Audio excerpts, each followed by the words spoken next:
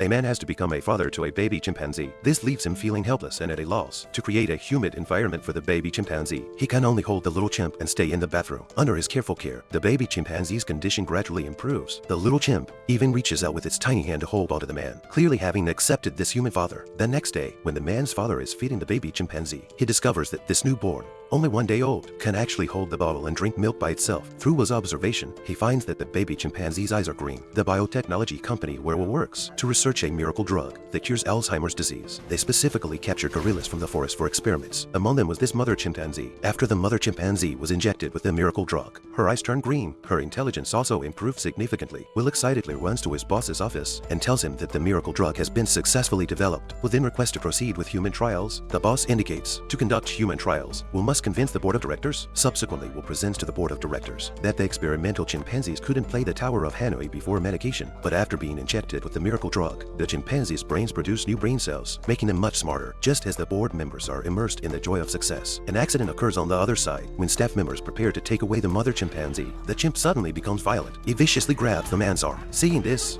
Jeff rushes over to help. Under Jeff's scolding, the chimpanzee finally lets go.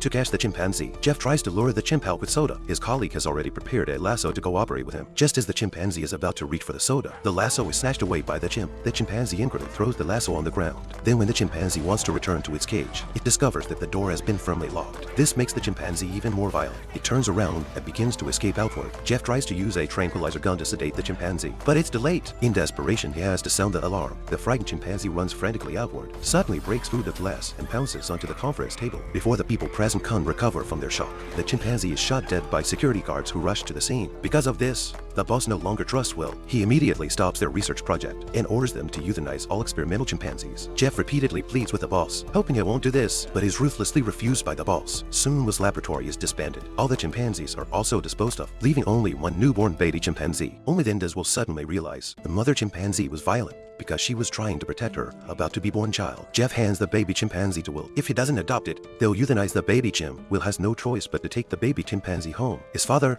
who suffers from Alzheimer's disease, really likes the baby chimpanzee. Will decides to keep the baby chimpanzee because his father is obsessed with Caesar the Great. He names the baby chimpanzee Caesar. Will is also very fond of Caesar, especially creates a chimpanzee playground for him. Caesar can climb and play freely in the house, but Caesar also seems to yearn for the outside world.